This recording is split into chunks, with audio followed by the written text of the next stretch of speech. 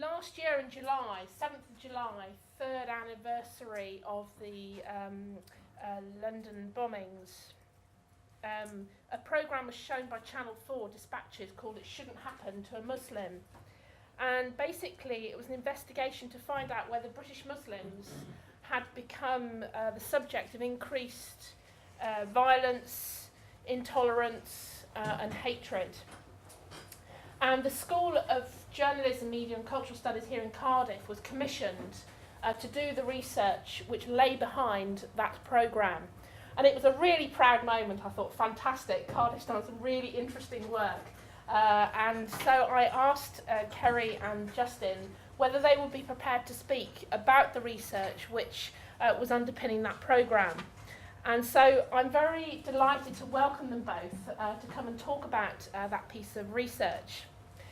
Justin is the head of the School of Journalism, Media and Cultural Studies, and is the author of about 25 peer-reviewed journal articles, numerous books, and is on the editorial panel for numerous academic journals, and is a specialist in TV news and particularly coverage of conflict situations and war, and obviously regularly contributes to UK and international media. Kerry's just completing her PhD at the moment, am I right? Yes. Kerry, yeah. Particularly focusing on asylum seekers and some of the kind of representations of asylum seekers in the press and contemporary discourses of racism. She's also the reviews editor for the journal Social Semiotics, and also has a very, a growing list of publications and research reports to her name. So I won't speak any further because it's your night, and we're looking forward to hearing all about your work. So thank you very much indeed. Thank you. Okay, we're going to do a double act in taking you through the work. As you've heard, this is work that we did, partly because we were very interested in doing it, but we were commissioned by Channel 4 to do the study, which gave us more resources to do it than we would otherwise have had.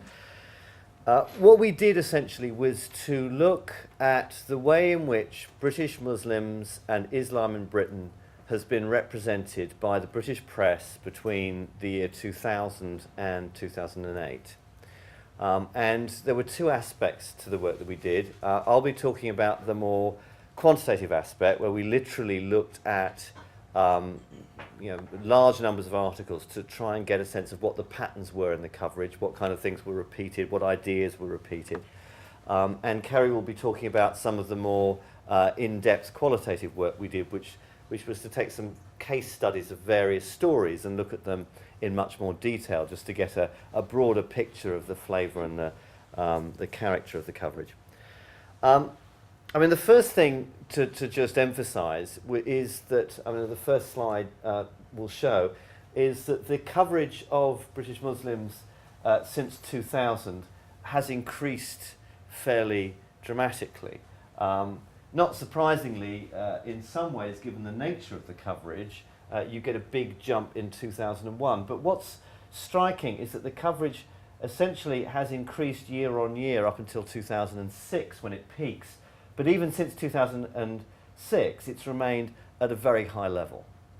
So you're getting a lot of coverage. So we're not talking about a small amount of coverage, but a lot of coverage. This is based on 22,000 articles in the British press over this period.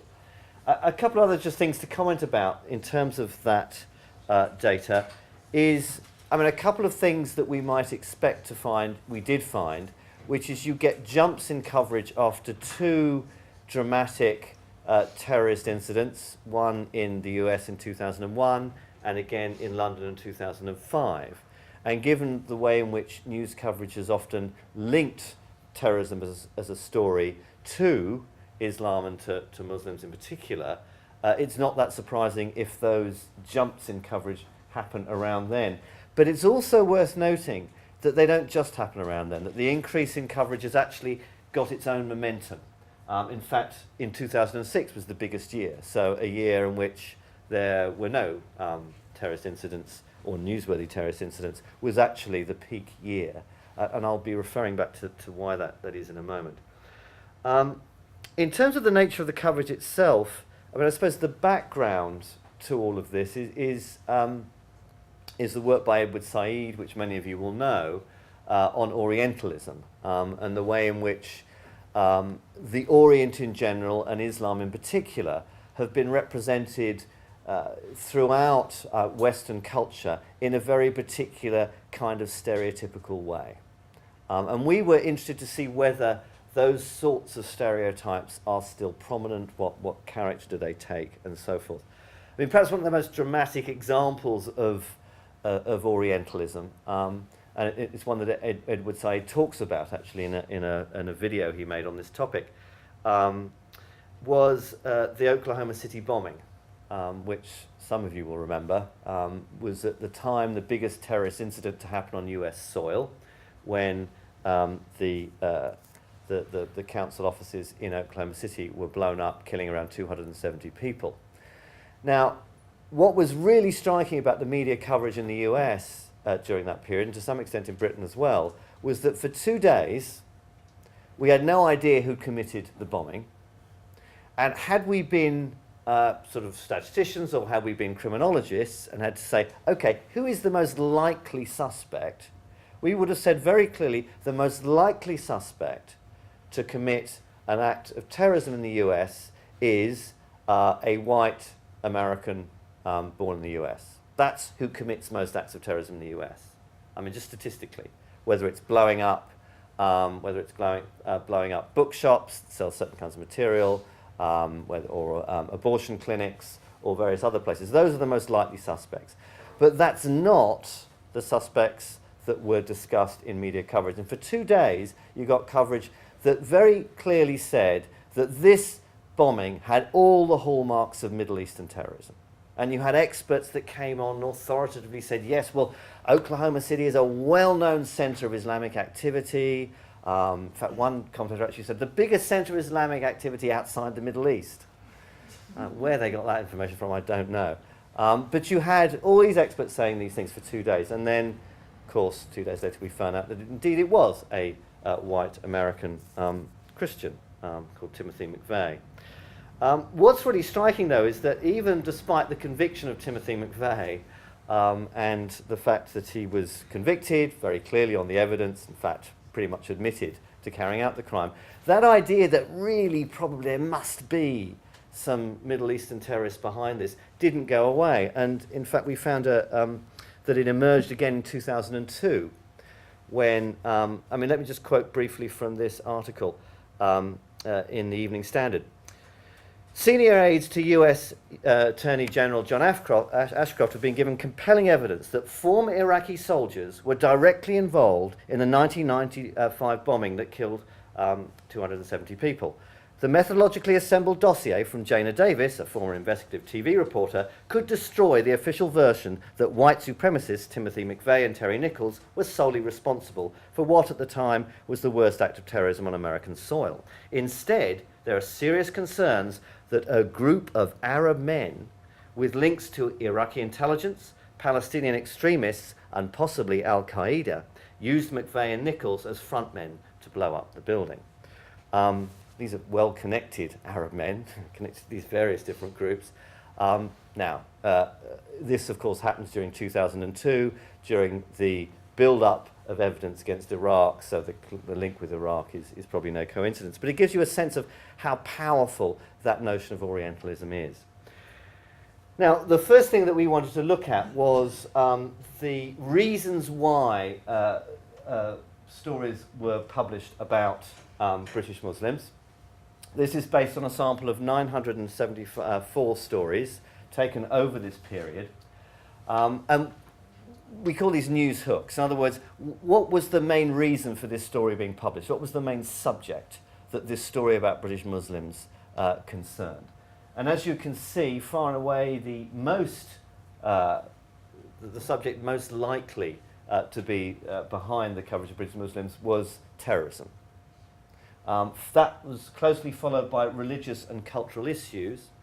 Religious and cultural issues, it sounds fairly benign. Actually, what nearly all these stories did was to focus on what was seen to be problematic aspects of Islam, whether it was Islamic dress codes, whether it was the Archbishop of Canterbury's discussion of the relationship between religion and the law, or as it was reported, his suggestion that forms of Sharia law should be introduced in Britain. Those kinds of stories, and nearly all of these stories placed Islam in conflict with what the newspapers might have referred to as traditional British values. So this might look like a fairly innocent category, but actually it's a category that very clearly places Islam in conflict with the West, and specifically with Britain. The third most popular kind of news hook was stories that were just about what we might call Muslim extremism.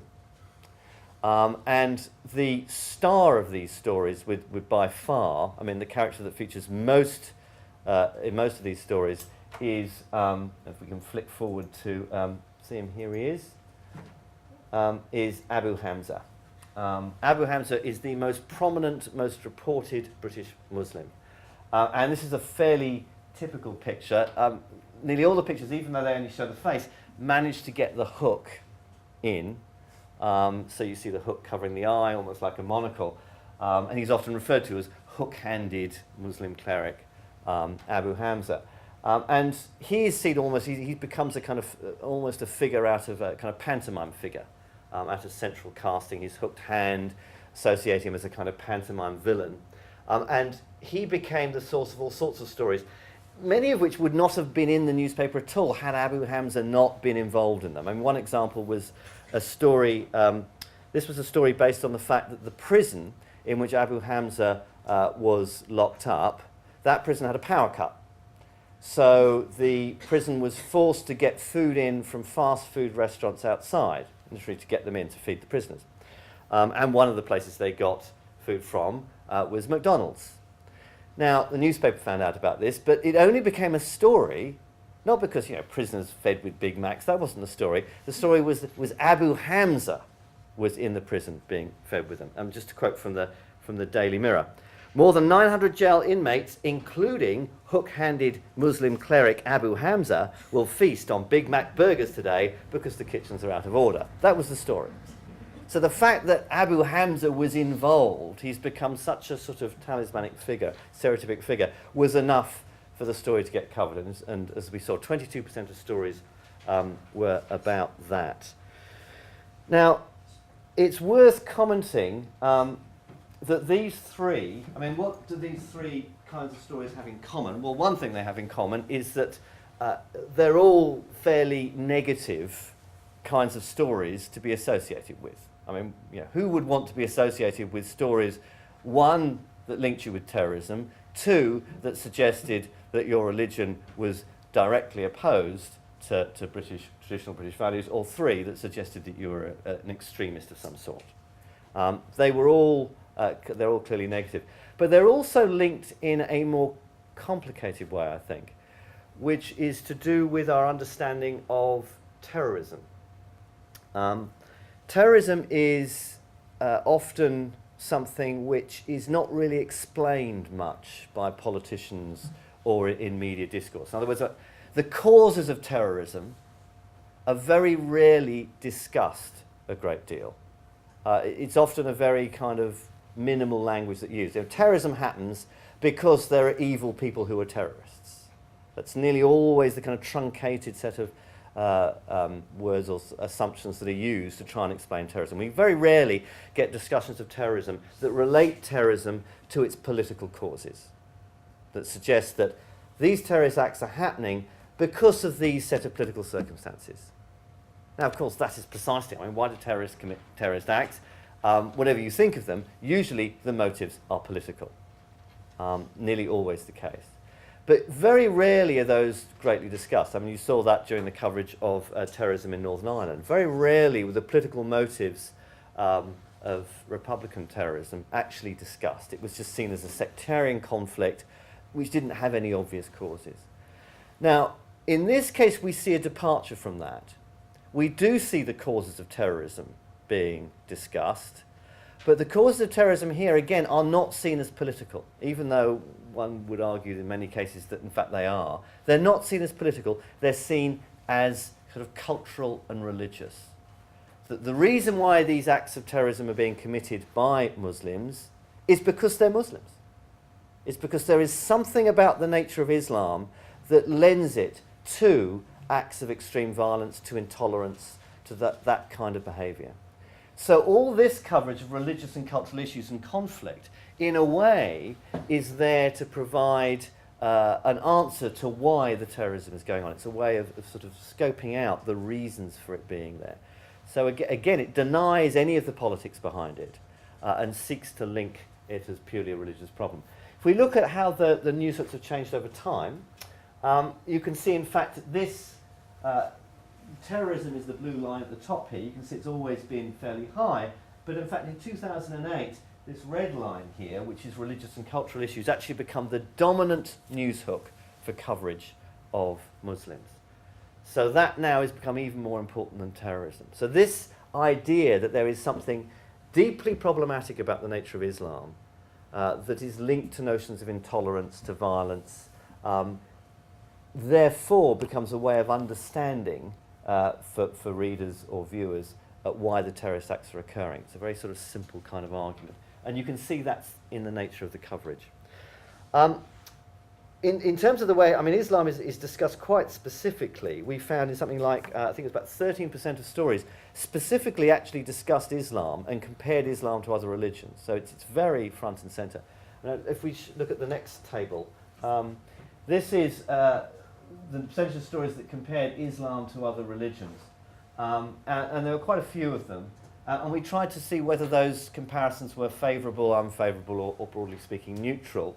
In the broadsheets, over half of them made the comparisons, but did it in a way, I suppose in a sort of typical broadsheet way, which was to not comment particularly, to say, well, Islam is like this and Christianity is like this. Usually it was Christianity. But the tabloids, a majority of the tabloids actually specifically said Islam is clearly much more problematic than Judaism or Christianity, made very overt statements to that effect. So identified it quite overtly as a problem. We also measured the what we might call the discourses, the most prominent discourses used about British Muslims. And the next table shows you what those are. In other words, what were the things that were mostly said in these articles about British Muslims? The most prominent discourse, not surprising given the news hooks we looked at earlier, 34%, link Muslims to the threat of terrorism. So Muslims are specifically linked there. The second most prominent discourse is one in which Islam is portrayed as being dangerous, backward, or irrational. In other words, there is something about Islam that is sinister and dangerous, or prehistoric, medieval, or just has no basis in rational thinking. That was also very prominent. You also do get a discourse that's actually much more progressive on this list, which is to see Islam as part of multiculturalism. But it's the only one of the top 5 discourses that is like that. The next most prominent discourse is to talk about the clash of civilizations between East and West. In other words, Islam on the one side, West on the other. And the last one there, Islam specifically as a threat to the British way of life. So 4 out of 5 of the most prominent discourses used in these articles about British Muslims clearly portray Islam and Muslims in particular as a problem. And not only a problem, but a very serious problem. Very serious problem that will explode into terrorist acts at certain moments. I mean, one of perhaps the ways in which this is best illustrated actually is to look at some of the words that are used about British Muslims. We looked at the most common nouns used in connection with British Muslims. So when we heard about a Muslim something. And here you can see the list. I mean, it hardly needs any commentary from me. The most common nouns used in relation to British Muslims are, in order, terrorist, extremist, Islamist, suicide bomber, convert and militant. And again, most of these sort of work together within a broader discourse that sees Islam as a bit like a kind of a credo that otherwise innocent people get converted to, and that act of conversion is itself a kind of brainwashing that leads them into these sort of more sinister extreme territory.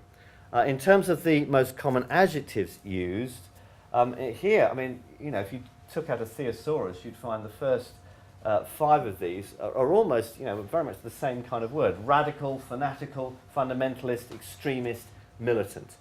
And then only 6 on the list comes the word moderate. All these words are used far more than the word moderate. The word moderate simply doesn't occur very often. And just behind that is the word evil, which is not mincing words. So those are the kinds of broad discourses that we found. And overall, you can see that the picture that we found suggests that while there are clearly moments in which you get some quite responsible, good journalism that tries to talk about Islam in ways that are sophisticated and complex, overall, the dominant representations are not like that. The dominant representations problematize Islam and link it in various ways to being a sort of problematic system of understanding that is linked to forms of intolerance that inevitably lead you to violent acts like terrorism. That, if you like, is the dominant representation. But Kerry's going to be talking a bit more about how that works out in specific stories. Okay, so that was our quantitative findings, really. And what I want to talk about are results from our qualitative analysis. And 2 of our case studies in particular, one of which foregrounded this clash between Islam and a British way of life. So Muslim culture and Muslim values seen as somehow in conflict with or antagonistic to mainstream British culture and values. And the story that I've picked to talk about this, and there were a few to choose from, was a story that emerged from an article that was published by the Bishop of Rochester, Michael Nazir Ali, on the 6th of January 2008 in the Sunday Telegraph. And in this article, the bishop was concerned about warning that there were certain areas of Britain that had perhaps become no-go areas for non-Muslim people. Okay. And he put it in these terms. He saw it as an attempt to impose an Islamic character on certain areas.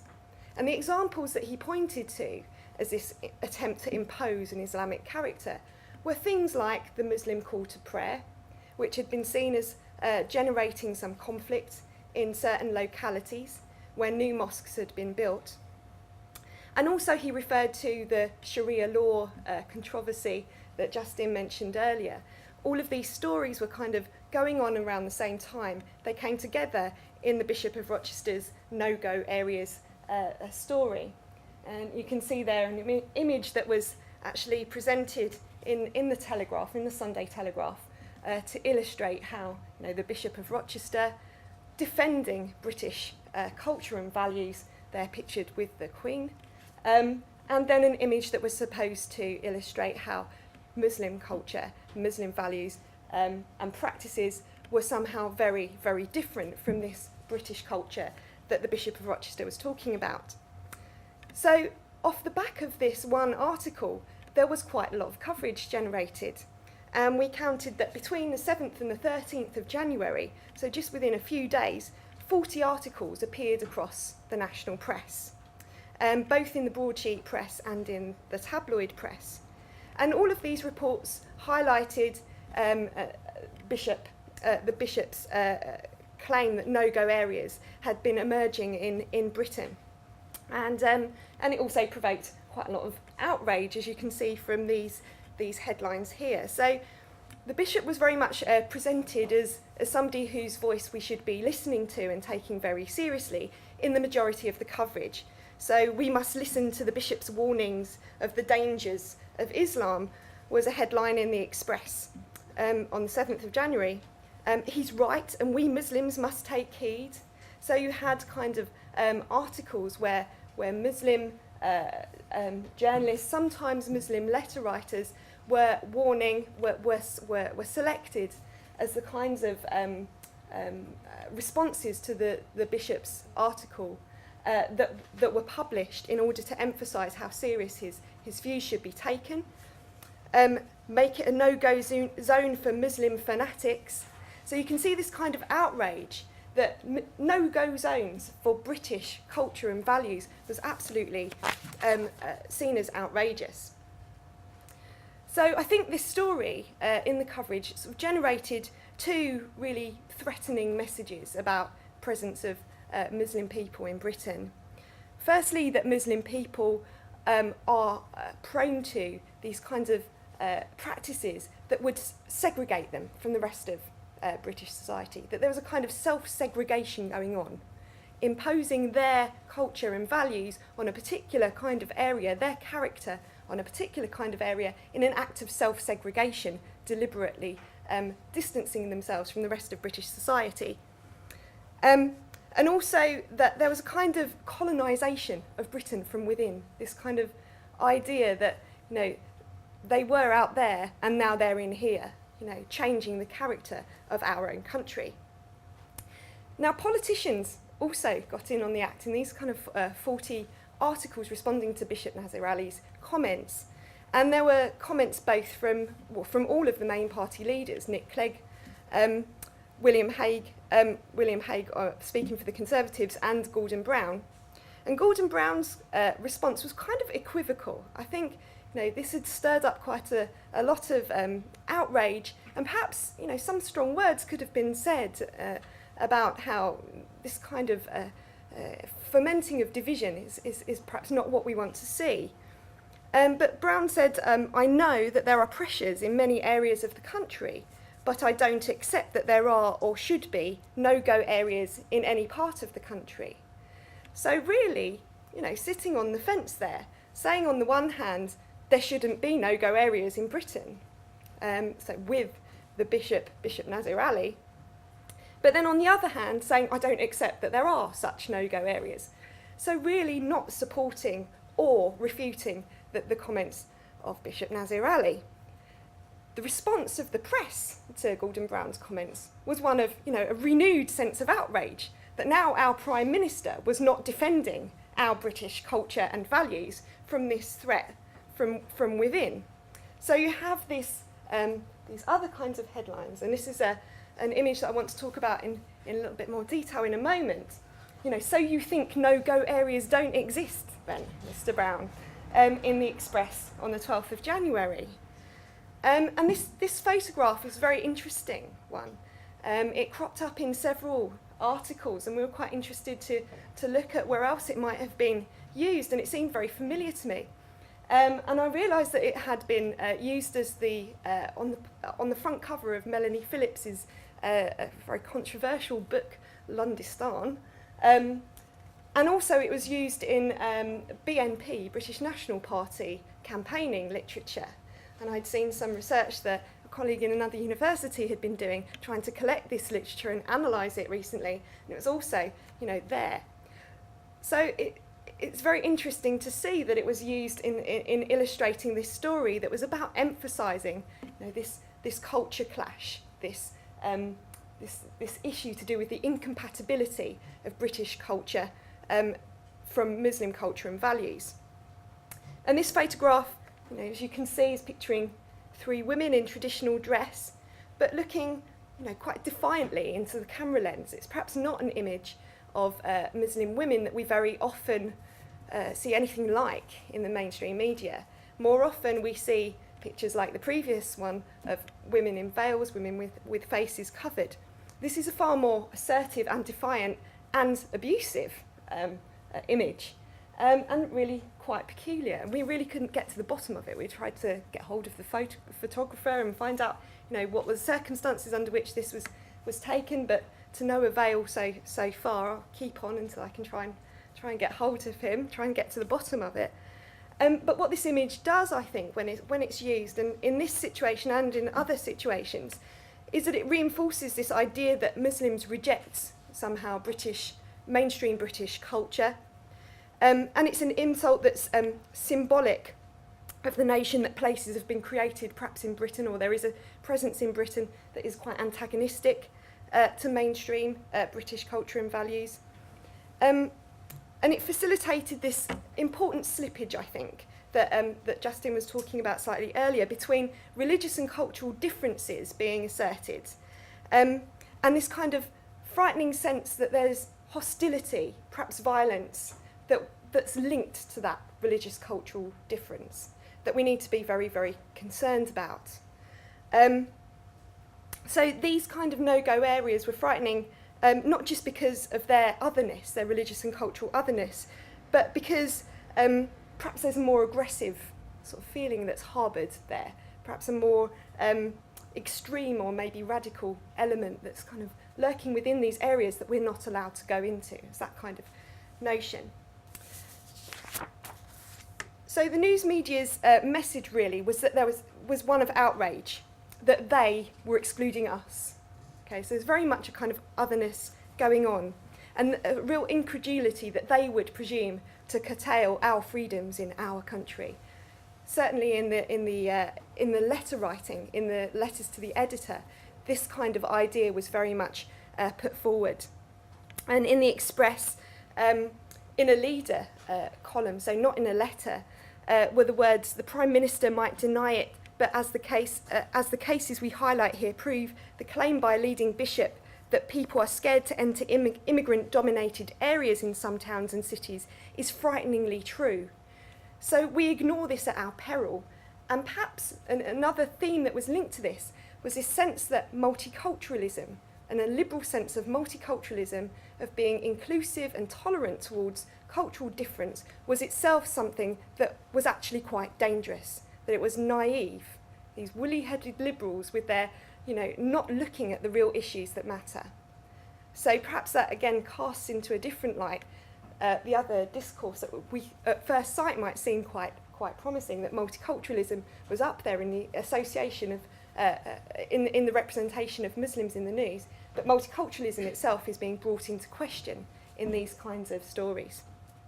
Okay, so there was a real, as you can gather, a real defence of Bishop Nazir Ali and his right to make these comments, and he was very much championed as a kind of hero of defending British culture and values, very much in contradistinction to the way in which the Archbishop of Canterbury, in his comments about Sharia law, was being presented. So we have this kind of a trumpet blast has been sounded against the creeping Islamification of Britain. For too long, our ruling elite has been in denial about the consequences of this insidious process, pretending the assertiveness of Muslim culture is just another element in the rich diversity of British society. So a real kind of call, not quite a call to arms, but a trumpet blast to wake us up to this reality that blights Britain. Okay, so not all of the coverage was of this character. There was some that did try to refute this line of thinking and to critique the original article. So I think on the next slide there's a few headlines. So, there was a critique of him, Yasmin Alibi Brown in the Independent, no-go areas that are all in the bishop's mind. Muslims call for no-go bishop to resign. There was a sense that there was, representation of opposition to this, but it was few and far between. The majority of the coverage was in fact supporting Bishop Nazir Ali. Okay, so that's the first case study. The second one that I want to talk about is around the way in which Islamophobia itself is represented in the news. And this comes out of a story that was published. It was actually an interview with the General Secretary of the Muslim Council of Britain.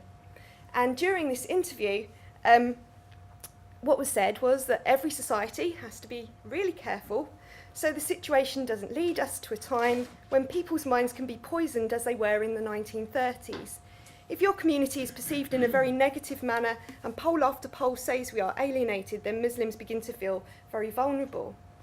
So what was being presented here, I think, by Dr. Mohammed Abdul Bari was that, a very liberal, mainstream liberal sentiment to be careful and to call society's attention to the dangers of extreme opinion and an ideology that would foment hate and the persecution or prejudice against minority groups. And I think he was very careful to present this as a kind of general issue, one that affects Muslims, but one that affects, minorities in general. So it was about engaging with the issue of Islamophobia itself, calling it up as an issue to be concerned about. However, the response of the press was to slightly, well, in some cases, very much misrepresent the comments that had been articulated here. And headlines suggested that actually what had been presented was the idea that Britain was the Nazi state. It was akin to Nazi Germany. That Britain was very much, in danger of falling into, a Nazi state of mind. So we had a backlash, a very rare representation of Islamophobia in the media, followed by a backlash from the media itself, a furious backlash at the injustice of these comments misrepresenting the nature of Britain. So we had fury as Muslim brands Britain Nazi, comparisons to Nazi Germany inaccurately reflect Muslim status in Britain, Muslims in fear of Nazi UK. And we actually came to call this study, this case study, the Nazi UK case study. What was interesting about this is that throughout the whole interview, the word Nazi itself was never ever used, but it became very much a feature of the headlines, very much a feature of the discourse that was generated around this.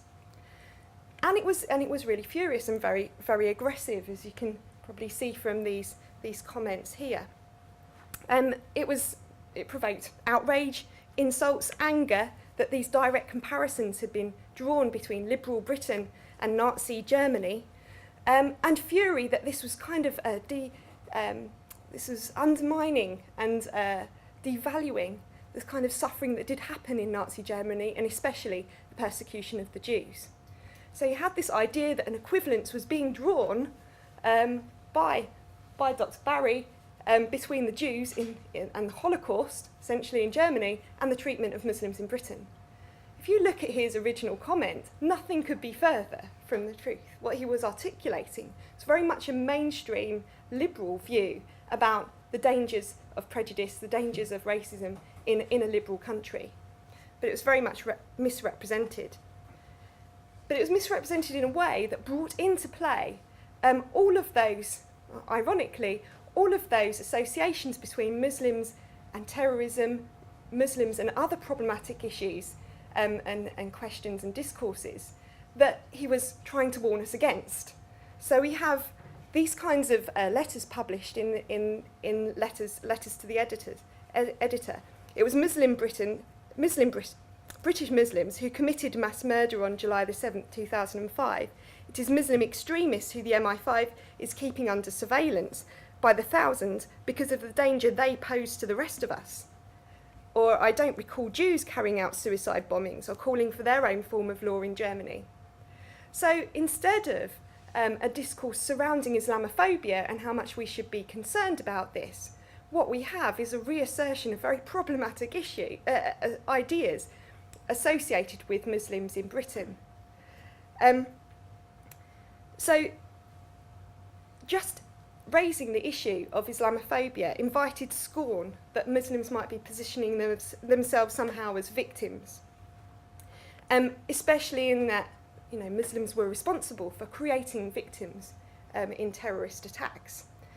And I think that irony that Barry is being represented as extreme, and also part of this discourse was that the Muslim Council of Britain itself was a very dangerous organisation that we ought to be very, very concerned about, packed full of extremists. Those kinds of issues those kinds of ideas were generated by the coverage that surrounded this story. Okay, so just two case studies from a number, and we could have picked lots that would have illustrated these issues in different ways. No-go areas sort of emphasises the cultural differences as problematic and perhaps antagonistic to mainstream British culture and values. And the Nazi UK case study a real overreaction and a misinterpretation, blatant misinterpretation, of comments made by a prominent Muslim person in the British media. Muslims become responsible for the Islamophobia that they face in that story, and I think that's a real sort of one of the worst examples of the coverage that we came across. But I think we do have to emphasise as well that not all of the coverage that we looked at, though these are kind of not nice stories to be looking at and emphasising, not all of the coverage is hostile, is so problematic in this way. There are examples where people are trying to be even-handed in the face of this kind of torrent of very, very problematic coverage. And also that it's not necessarily just the fault of journalists that these ideas are out there and these ideas exist. You know, it's also our politicians who perhaps fail to take a stand when they can do, that fail to speak out and try to present a different set of ideas, and a general kind of public opinion, which is also the newspapers are trying to sell their businesses, and they're trying to sell copy. They're printing stories that they think people want to read and want to hear, and that they think will sell. So although it is, is the case we found very problematic coverage in the press don't act in isolation. They don't act in a bubble or a vacuum in society. They're part of a much wider network of discourses and power bases that generate those discourses than perhaps you can be led to believe by our study. So I'll just pass back over to Justin for a summary. Yeah, just very briefly, just one quick aside on that story about the Dr. Barry story where he talks about the 1930s. I mean, I was curious because they immediately assumed that when he said the 1930s, he meant the 1930s in Nazi Germany. So I thought, well, I wonder what he actually did mean. So I just looked at the various other speeches around that time made by other people that might have influenced him to see whether he might have been drawing on any particular sources. And strikingly, there actually were a number, and the most prominent was then Mayor Ken Livingstone, who made a speech in which he says something very similar, but he's much more specific. He says that there was a real problem in the 1930s in Britain, where newspapers like the Daily Mail were clearly overtly anti-Semitic and pro-fascist. So he's very clearly making a media critique of the media in Britain. So that reference to the 1930s, if you'd done any kind of background work, you would have seen it was very clearly referring to Britain, not to Germany. And yet that ambiguity was interpreted in a way that was clearly very different by various sections of the press. I mean, just I suppose to emphasise what Kerry was saying. I mean, here what we find is that none of this is new in a way.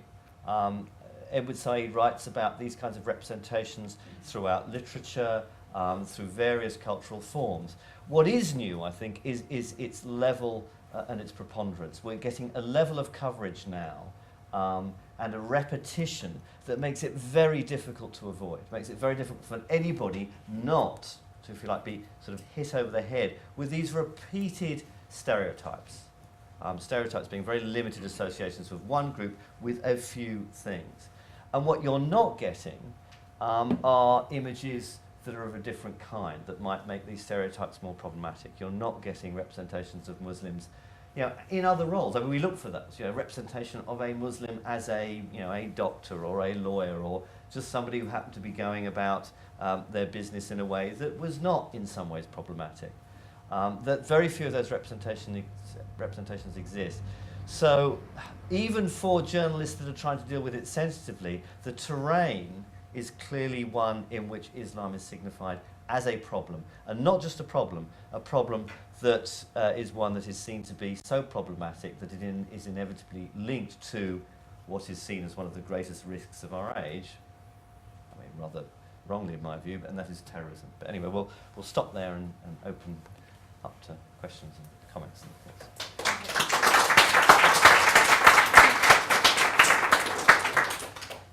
Thank you very much indeed, Justin and Kerry, for that. That was worrying. But I'd like to open the floor up to questions and discussion, comment. I'm sure people want to respond to what you said. I'll make a comment. Thank you for the lecture. I think things will be changing last week, if you do a search on Times Online, the Pope was saying during his visit in the Cameroon that Muslim and Christian should unite. So all what you say is probably will become something in the past because there's a new page opening, and it's not what I'm saying is the Pope, because I told him to say so anyway. But if you go to the Times Online, you will see this because I think things will change. There are like they said, there's light at the end of the tunnel. So things are changing. There were problems and misunderstanding, but I personally don't believe everything I hear in the news. Like that photo with 3 women, I bet you that they probably were from the British National Party, but I have to say, it does look like a setup. Or some of these Asians for page 3 girls, they don't like women covering up. So you don't know the motives of people. So I don't think they don't represent all women. And if there are 3 women did this, we don't say that if somebody white person did something, we don't say this. There is evil in every person, but I think. Well, I hope you're right. That's an optimistic reading, and I hope you're right that there will be a shift in coverage. What I sense, though, is that if there is a shift, what it will actually involve is less a change in the coverage than a kind of lessening of it. We'll just see less coverage of this kind, but you won't necessarily, I'm not sure we'll see lots of coverage of Muslims in positive roles. I see fewer signs of that. You may be right, and maybe it'll happen, but it'll be new if it does. If we could move on to the next question, because I know there's several people who are keen to after Asma and then Zara. Thanks Go for ahead. being here. Just going back to that image, actually, it's one that probably saying in most people's minds, and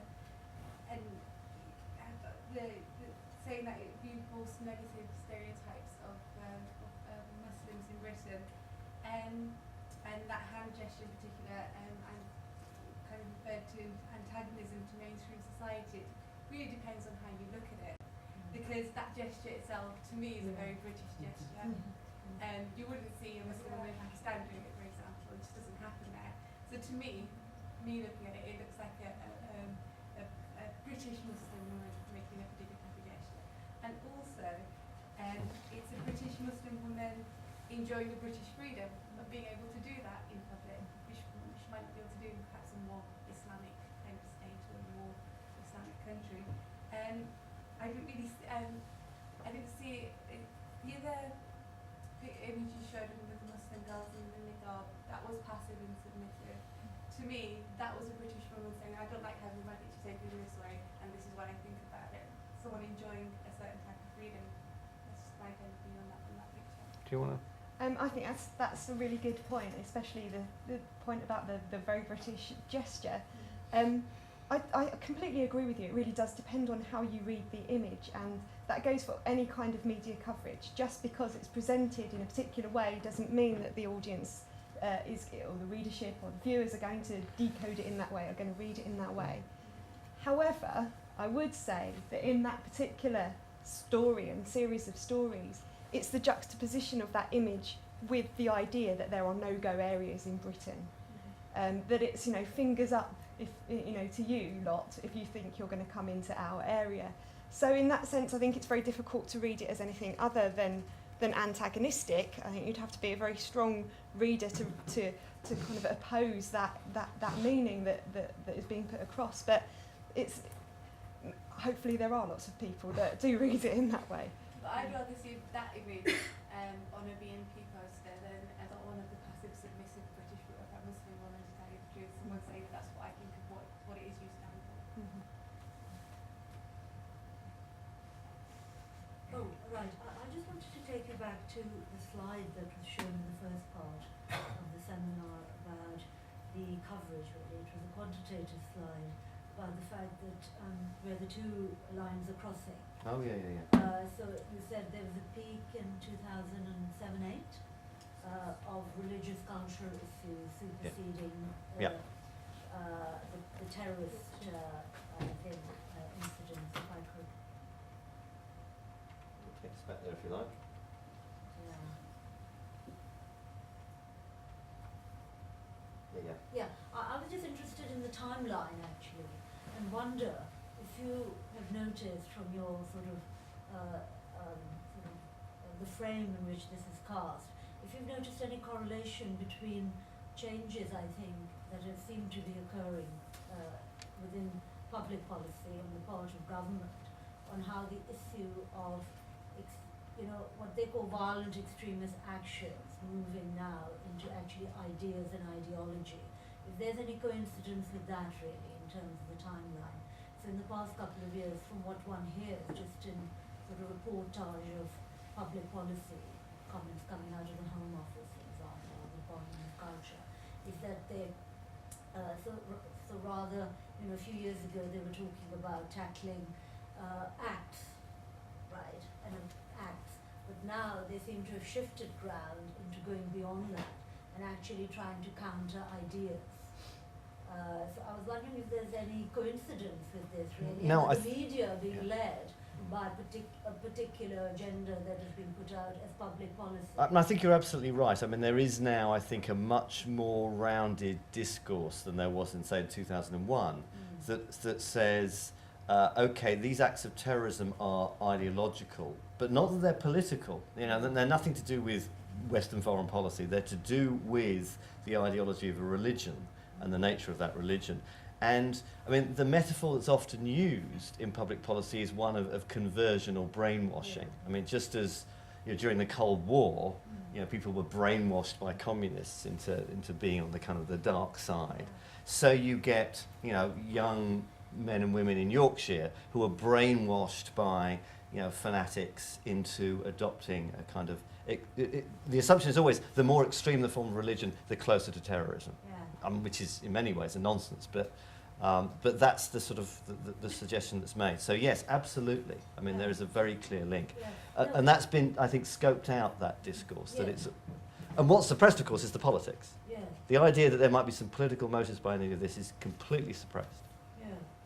Yeah. I mean, I think the government has started to concede in the past few years, political motivation possible political motivation for some of these actions, from what I can tell.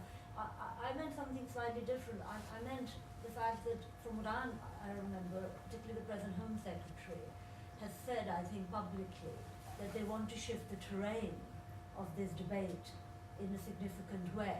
And I think this has been in the past year or 18 months in the making. And that's what the timeline I meant by 2007, 2008, quite recently. That they want to move, not so much just to talk about political reasons for actions, but ideologies and ideas per se. So the idea of so the other thing that comes in the use of terminology that you put up is moderate. Now moderate is a relative term. It depends, the government obviously wants to define what they mean by that.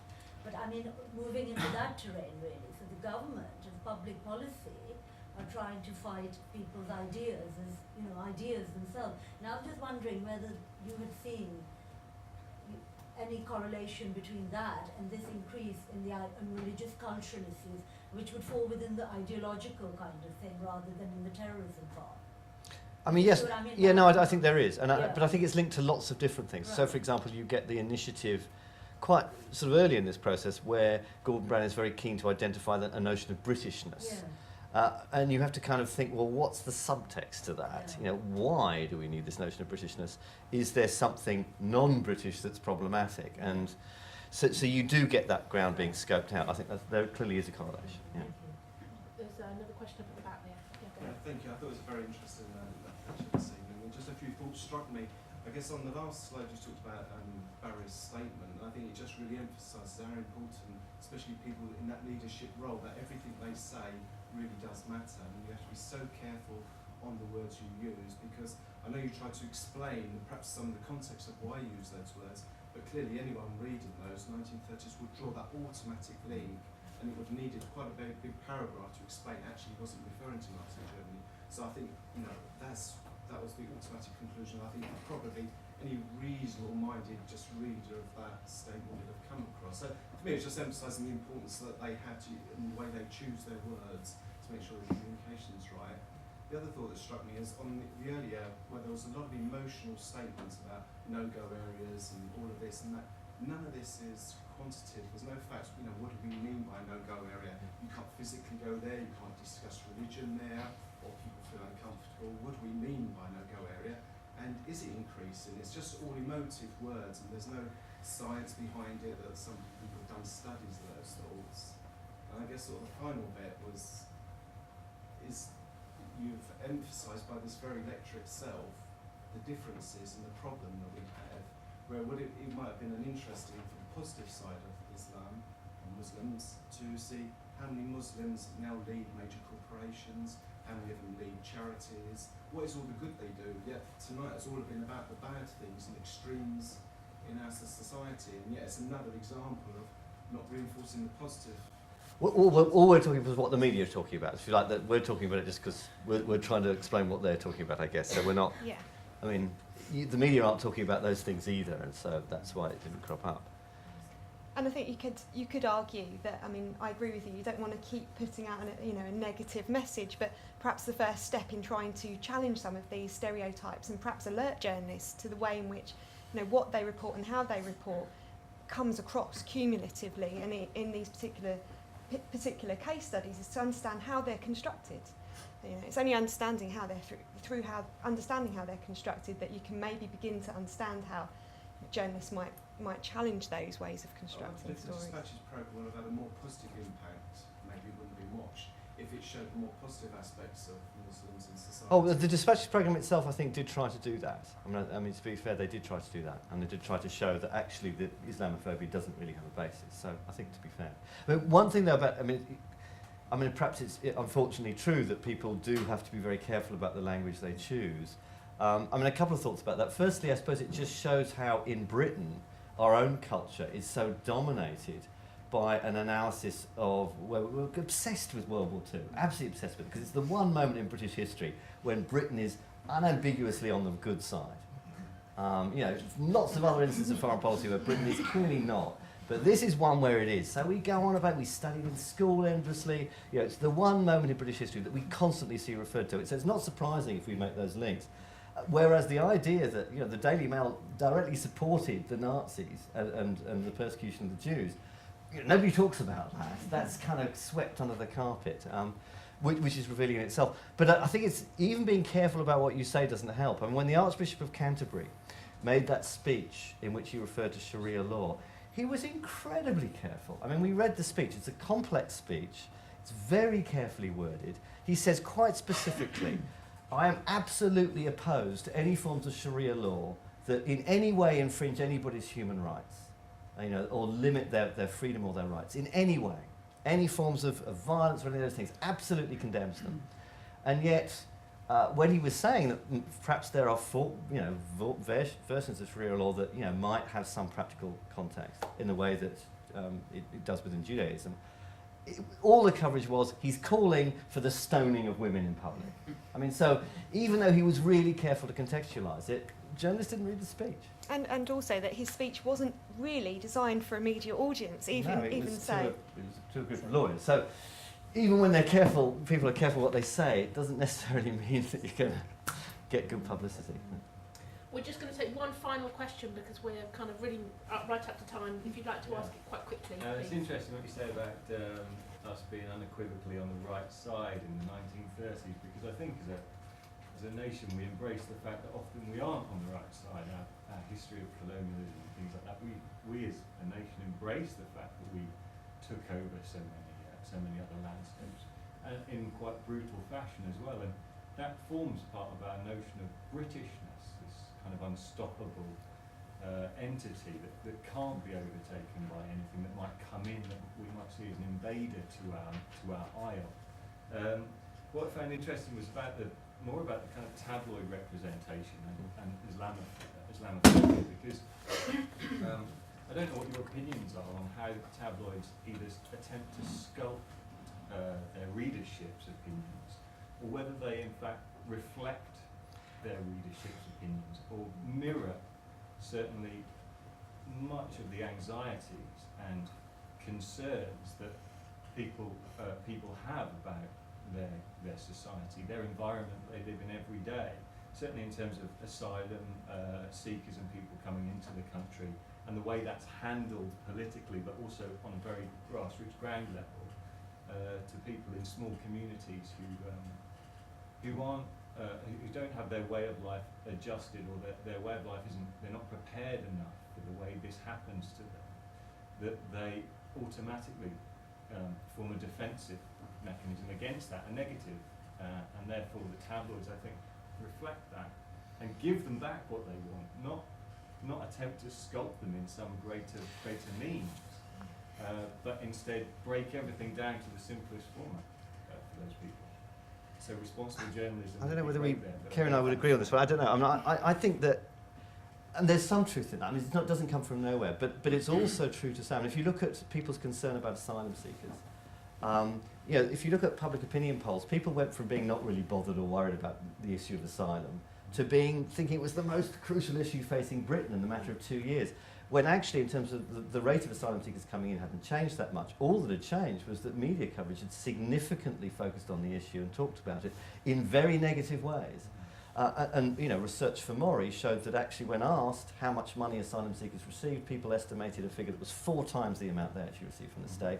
They estimated the number of asylum seekers in Britain was far in excess of the number that actually come. In other words, they got ideas that were clearly wrong, and those ideas clearly fitted with the media coverage. So I don't think, I think it's letting some of the tabloid coverage off the hook to say it's merely reflecting concerns. It's not that there's nothing there. But I think what research suggests is that an agenda is created which then amplifies certain concerns, focuses on them and makes people more worried about this than that. So I think it is symbolic. I don't think it's just, oh, this is what, I mean, you know, the newspapers don't know what people think. They don't do surveys of them or polls of them. So they're going with their own agendas to some extent. So I think that's perhaps to let them off the hook a bit too much. Not to say there's nothing there, but I think it is amplified. I would agree with that. I think if you look at opinion polls, which in themselves are just representations of public opinion, so you know, you should be careful how we treat them as truth. But if you look at them in terms of the most important issues facing Britain, now consistently over the past 10 years, race and immigration issues have been up there in the top 3 or 4, and often as number 1, above the economy, above the NHS, above military issues, and that's, to me, is really quite shocking. And it's really only in recent times that the economy has gone up from being right rock at the bottom, you know, in these times of credit crunch, to being something that actually is concerning people more than, you know, race and immigration issues. So, you know, I do think that there is this kind of existing, you know, sense that there's a public concern around these issues that newspapers are seeking to speak to.